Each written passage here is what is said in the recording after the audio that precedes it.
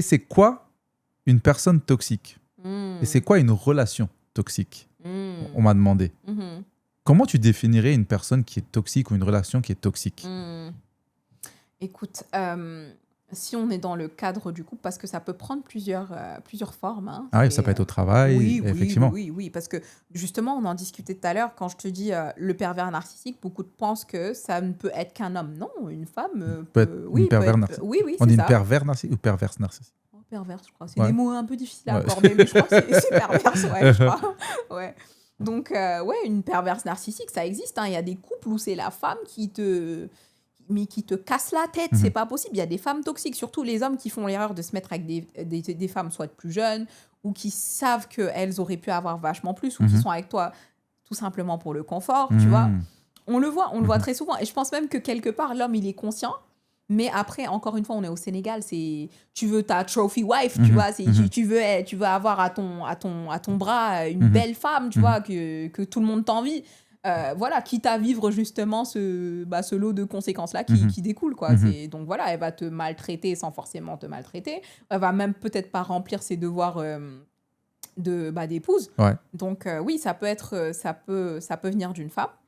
Donc, mais le pervers narcissique classique, c'est vraiment un fin manipulateur, égocentrique, qui cherche à avoir une emprise sur sa victime ou sur son conjoint. Hein. Je dis victime parce que c'est pas forcément que dans le couple. Oui, c'est ça. Ouais, C'est voilà. effectivement parce que c'est vrai que quand on pense pervers narcissique, on pense plus souvent couple. Voilà, plus souvent relation amoureuse, c'est ça, mais effectivement, ça peut être dans le travail, ça peut être dans d'autres situations. Voilà, c'est ça. Donc, en fait, il faut savoir aussi qu'avec les années, pervers narcissique, c'est devenu un terme très galvaudé. On l'utilise à tort et à travers. Mais il faut savoir que, voilà, on peut le retrouver dans plusieurs domaines. Donc, voilà, c'est quelqu'un qui vraiment cherche à avoir une emprise, cherche la validation, et le tout vraiment en préservant une image impeccable. C'est ça qui est dangereux. Donc, il faut savoir, je pense que je le disais dans une vidéo, où il faut savoir reconnaître les signes avant-coureurs. Là. Il faut savoir le reconnaître, tout simplement, en fait. C'est quelqu'un de très, très séducteur, quelqu'un qui vraiment ne va pas juste vous séduire, vous, mais votre entourage aussi. Quelqu'un qu'on va limite vous envier parce que, mais ça a l'air d'un... Bon, souvent, c'est des beaux gosses aussi, donc ça facilite la tâche. Donc ils vont bien vous traiter, limite on frôle le love bombing où vraiment on te couvre d'affection, t'es en mode surtout si t'as jamais vécu ça, mon Dieu. Donc t'es en mode mais c'est celui qui me fallait, tu vois, tu penses avoir tiré le gros lot, quoi. Mais très vite il va commencer à te dévaloriser, ça va te tacler chaque fois qu'il aura l'occasion. Ça commence par des petites choses, hein, tu vois. Voilà, ça va te critiquer peut-être sur ta façon de t'habiller, ta façon de cuisiner, c'est un peu trop salé, un peu trop sucré, c'est pas bien, tu vois. D'autres font mieux ailleurs, tu vois. Ça te compare à gauche, à droite. Donc ton estime commence à baisser. Et là, lui, son emprise prend de l'ampleur, forcément. Et comme il te coupe du monde aussi, déjà, il y a les gens, ils vont prendre du recul déjà quand tu es avec quelqu'un ou quand tu es dans un couple, surtout quand c'est un ménage. Tu es marié, donc forcément, les gens, ils prennent... un peu de distance. Exactement. Donc, et au-delà de ça, en public, le mec, il paraît quand même quasi irréprochable. Donc, on se dit, mais elle est entre de bonnes mains. D'accord, donc c'est-à-dire qu'en public, il va se comporter comme le mari ou le conjoint idéal. Il y a un double discours, voilà, c'est ça. Genre, il va avoir des attentions en public, Oui. Après, attention, c'est pas parce qu'il a des attentions qu'il est forcément pervers narcissique. Oui, faut pas tout mélanger, faut pas tout whipping. Oui, voilà.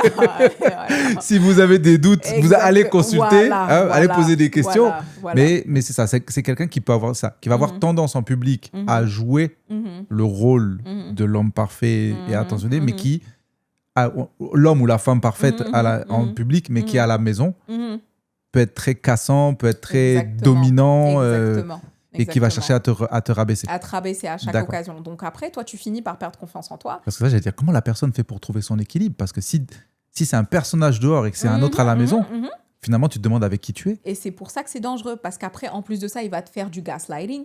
Donc toi, tu vas dire... C'est quoi du gaslighting? Alors, c'est quand quelque chose invalide que tu ressens. Ou te donne l'impression que ce que tu dis là, c'est que dans ta tête. D'accord. Tu vois, je vais te faire quelque chose, tu sais que ce que je t'ai fait là, c'est pas bien. Tu vois, j'ai cherché à te je sais pas, à te rabaisser ou à te dire quelque chose qui n'était pas vrai. Mais quand je viens je sais pas, quand je viens te le répéter ou te le redire, tu vas me dire, mais non, c'est jamais arrivé. Ça s'est jamais passé, tu vois. D'accord. À un moment, et tu es tellement coupé du monde que finalement, t'as même plus de... Toi-même, tu te doutes sur toi-même, est-ce que je l'ai dit ou pas? Exactement. Tu commences à douter, toi, de ton aptitude mentale, en fait. Tu te dis, mais c'est peut-être que moi, je perds la tête, tu vois. Parce qu'en plus, comme c'est la personne que tu fréquentes le plus, qui te voit le plus, tu ne doutes pas, en fait. Tu te dis, bon, en plus, voilà, il va te mettre plein de doutes. Il fait le maximum pour t'éloigner des gens. Bon, de toute façon, les gens, ils te disent ça. Si jamais, en tout cas, il y en a un ou deux qui ont le malheur de voir que le gars-là, il n'est pas complètement... il est pas net. Et il va dire, mais de toute façon, ils sont juste jaloux de la relation. Ils te veulent pas du bien. Donc, toi, tu te dis, bon, de toute façon, lui-même, donc, quel intérêt il aurait à me dire ça, tu vois. C'est lui qu'il faut croire, tu vois. C'est lui qu'il faut mettre au devant. Donc, c'est une façon vraiment de vraiment asseoir ton emprise sur la personne. Et plus elle se dévalorise, plus tu gagnes en puissance et plus c'est jouissif pour la personne. Tu vois, et il y en a chez qui ça devient même une seconde nature. Ils ne le font même plus exprès. À force d'avoir accumulé les victimes, tu ne te rends plus compte que, écoute, moi, je suis toxique. Donc, il y en a qui, après ma vidéo, m'ont dit, mais écoute, je me vois dans ta vidéo, je n'aime pas ça. Ah ouais, mon propre frère me l'a dit. Il me dit, mais écoute, je suis pas sûre d'aimer ce que tu as dit là. Tu vois, genre... Mais c'est bien, ça veut dire que tes vidéos, justement, éveillent des gens à prendre conscience de qui ils sont. Je dis, ouais, mais non, mais c'est trop général, je me suis trop vue dedans. Écoute, si tu t'es vue dedans, c'est que tu l'es ou que tu l'as été. Je suis désolée, c'est difficile à entendre, mais ouais, c'est tout simplement ça.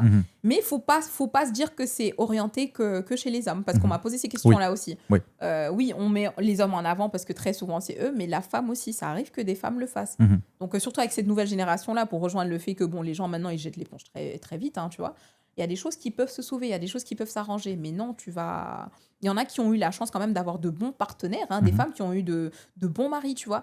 Mais tellement, voilà, faut pas se dire trop bon, trop con, quoi, tu vois, parce que c'est comme ça que tu changes le très faible taux d'hommes bons qu'il y a déjà. Après, tu vas... on perd tous, quoi. C'est pas possible, tu vois. Tu tombes sur une perle, tu le maltraites tellement qu'il, lui, allez, ça devient un, je sais pas si je peux dire fuckboy, mais après lui, ça devient un fuckboy. Après, bon, vas-y, il y en a déjà pas assez, donc s'il te plaît, quoi. En fait, c'est marrant ce que tu dis parce que, tu sais, moi, je me vois dans ce que tu dis. Ah oui? Quand je dis je me vois dans ce que tu dis, c'est que moi, ma relation avant Karel, justement, j'étais dans une relation où je pensais être amoureux au début. Tu vois, je pensais jusqu'à j'avais quitté la France pour m'installer à l'étranger avec et tout. Et je fais la première année où ça se passe plutôt bien. Et tu sais, à partir de la deuxième année, j'étais dans cette truc de... Je faisais tout pour rentrer le plus tard possible parce que je voulais pas la voir. Quand je prenais le bus, j'arrivais devant la maison, je voyais les lumières étaient allumées au salon le soir. Je disais, ah mince, elle est encore debout. Quand on avait des réunions de famille, tu sais, je vois les autres qui sont avec leurs compagnes. Elles font quand même elles ont des attentions, des trucs comme ça. Va te servir, des trucs comme ça. Et Dieu merci, à un moment, j'ai préféré mon estime de moi-même à toi et je suis sorti de ça. Mais quand je suis sorti de ça, moi, c'était ma meilleure carte pour ne pas rentrer dans une relation. Parce que je disais toujours, ah non, moi là, je sors d'un truc, j'ai fait 3 ans, j'ai souffert. Parce que la vérité, j'ai souffert. Quand je suis sorti du truc, je pense que je ne vais pas utiliser le terme dépression parce que je ne pense pas avoir vraiment vécu une dépression au sens réel du terme. Mais j'ai eu une période assez longue de 4-5 mois où j'étais pas bien parce que ça remettait en question énormément de choses dans mon équilibre, mon futur et tout. Je ne savais pas où j'allais, tu vois. Mais quand j'ai compris que beaucoup de femmes aimaient ce sentiment de « Ah, je vais le sauver. » Le sauver, oui. Captain Save a nigga. Oh my God. Je vais le soigner. C'est une seconde nature, malheureusement. Et que tu pouvais dire « Non, moi, j'ai pas envie de m'engager. Moi, je veux pas rentrer dans une relation parce que moi, je suis blessé. Oh là là, j'ai mal, j'ai souffert. » Oui, le petit oiseau qui s'est cassé une aile. Oh là là là là. Oh là là. J'ai été ce personnage. Voilà, j'ai été ce personnage. Avec du recul, tu le vois. Non, mais je le vois clairement. Et j'en suis conscient. Je suis honnête avec moi-même. J'en suis très conscient que j'ai utilisé ça parce que je voyais que ça me permettait de ne pas m'engager. C'est ça. C'est la solution de facilité. C'est-à-dire... Et en plus, c'est-à-dire que Et après, on ne peut pas venir te dire Ah, mais tu m'as dit que... Non, non j'ai été claire dès le début. Moi, je t'ai dit, Ouais. dès le début. Je m'engage pas. C'est Tu ça. Et c'est ce qui fait que beaucoup de femmes se retrouvent dans des couples où elles sont seules. Hein. Tu sors avec lui, mais il sort pas avec toi. Hein. Non, mais je te dis, hein. Souvent, moi, on m'explique des cas, je te dis, écoute, tu sais, je sais pas comment te le dire gentiment, mais you're dating him. He's not dating you. Tu vois, c'est toi qui es dans la relation. Tu vois pas que c'est toi qui es à fond dedans. Il sort pas avec toi.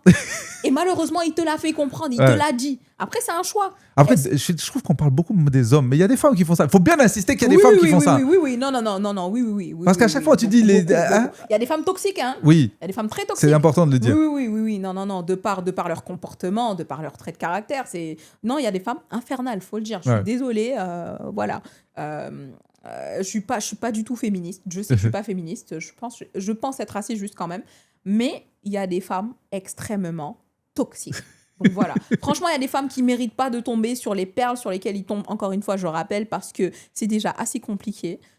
Donc merci de faire de la place pour celles qui sont... Comportement. Pardon.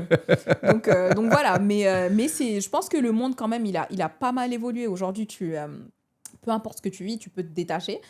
Heureusement et malheureusement, c'est devenu très simple de divorcer. Ouais. Alors que je pense avant 1900...